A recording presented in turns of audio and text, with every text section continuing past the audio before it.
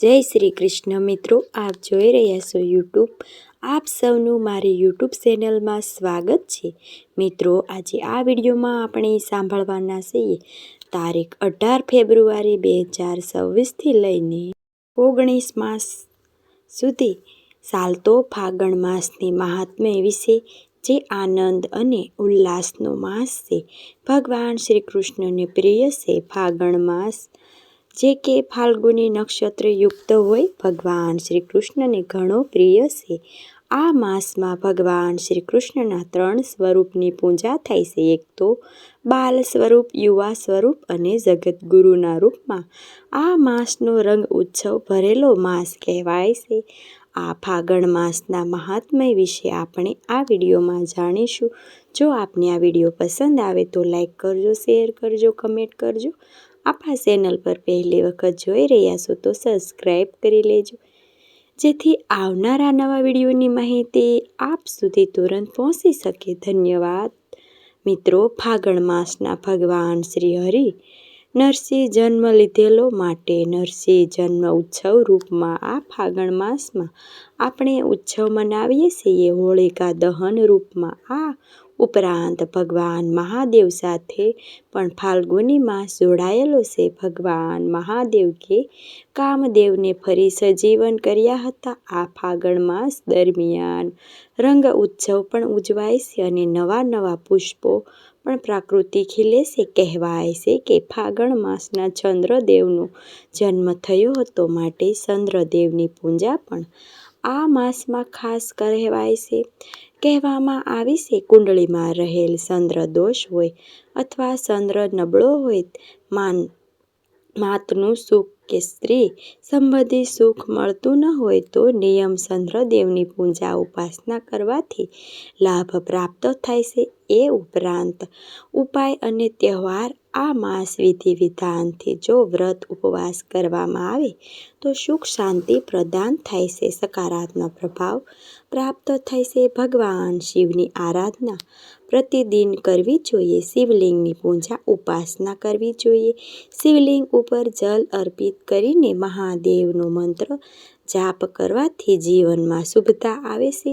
અને આ માસ દરમિયાન જરૂરિયાતમંદને સામર્થ્ય અનુસાર ભોજન કરાવીને વસ્ત્ર દાન આદિ આપવાથી જીવનમાં સમૃદ્ધિ આવે છે. ગૌ સેવા કરવાથી, ગાયને લીલું ઘાસ અર્પિત કરવાથી, બળદની સેવા કરવાથી અત્યંત પુણ્યના ભાગી બનીએ છીએ. ફાગણ માસમાં ધીરે ધીરે ઉનાળાની ઋતુ પણ આરંભ થાય છે.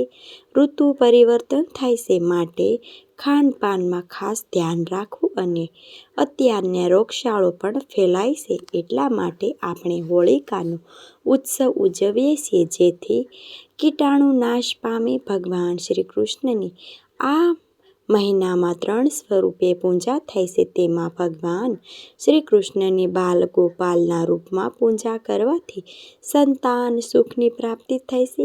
યુવા સ્વરૂપ શ્રી કૃષ્ણ ભગવાનની પૂજા કરવાથી દાંપત્ય જીવનમાં મધુરતા રહે છે. અને ગુરુરૂપ ભગવાન શ્રી કૃષ્ણની પૂજા કરવાથી મોક્ષ અને વૈરાગ્ય પ્રાપ્ત થાય છે. માટે આ માસમાં ભગવાન શ્રી કૃષ્ણની પૂજા અવશ્ય કરવી જોઈએ, જે જીવનમાં રંગ ભરે છે. માટે આ માસમાં રંગ ઉત્સવ પણ મનાવાય છે.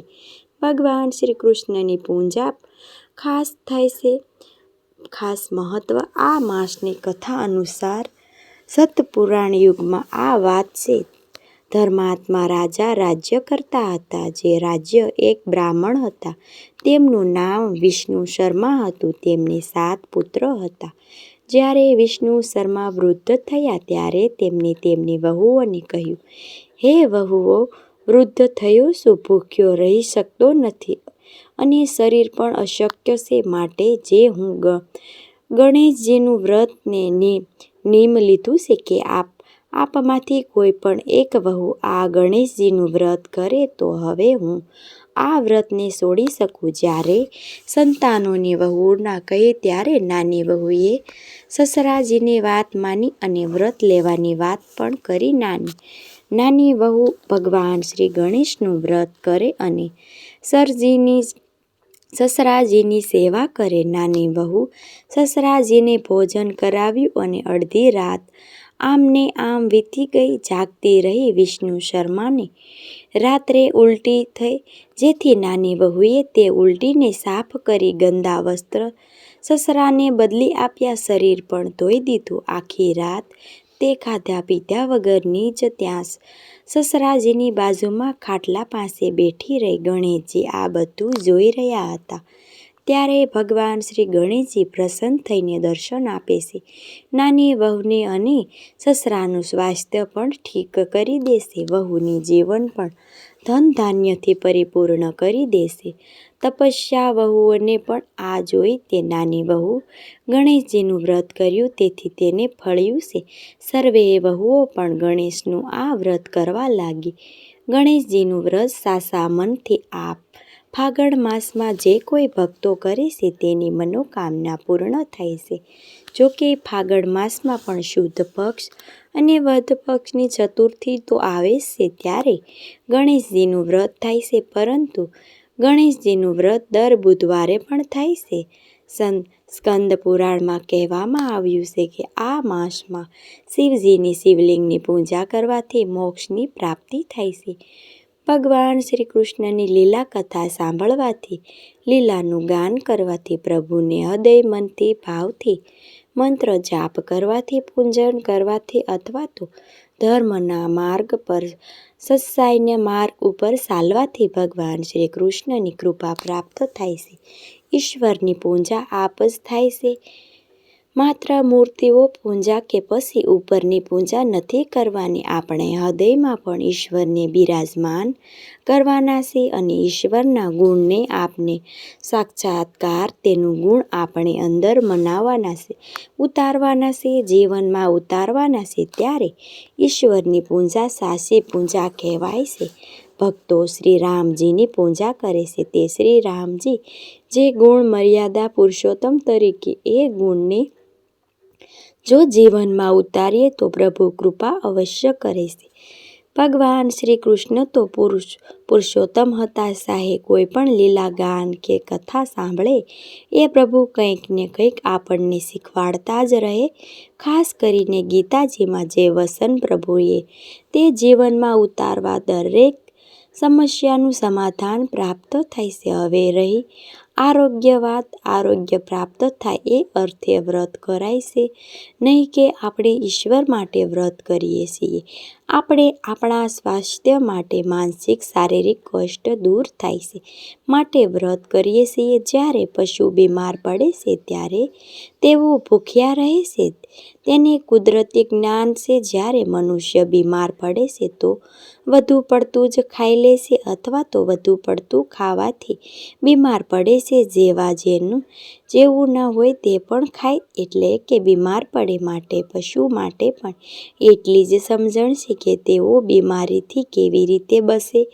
આ મનુષ્ય પણ માટે બુદ્ધિ, પરંતુ સ્વાસ્થ્ય જે જીભમાં છે તે મુકાતો નથી. માટે સકારાત્મક પ્રભાવ માટે અને પ્રભુની કૃપા પ્રાપ્ત કરવા માટે આ મહાપ્રભુ સેવા અર્થાત પ્રભુના ગુણો તો અર્જિત કરવા જ છે, સાથે જ દાન પુણ્ય કરીને પણ પુણ્ય કમાવવું છે. ખરાબ આદત છે તેનું છોડવાની. ફાગણ મહિનાનો હિન્દુ ધર્મમાં ઘણો પવિત્ર માસ છે. આ દરમિયાન તામસિક ચીજ છે તે ત્યાગ કરવી જોઈએ, જેથી આપણને વિચાર સારા રહે. આ માસમાં હોળી કષ્ટ આવે છે તે 8 દિવસ ભગવાન શ્રી નરસિંહ આરાધના થાય છે. નરસિંહ ભગવાનની ભક્તો આરાધના પૂજા કરે છે. જેમને હિરણ્યકશ્યપને મોક્ષ પ્રાપ્ત કરાવ્યો હતો, ભગવાન પ્રહલાદજીની રક્ષા કરી હતી અને ભગવાન નરસિંહનું આ 8 દિવસ સુધી પૂજન યજન કે ભક્તો કરતા રહે છે, અખંડ જ્યોત પ્રગટાવે છે.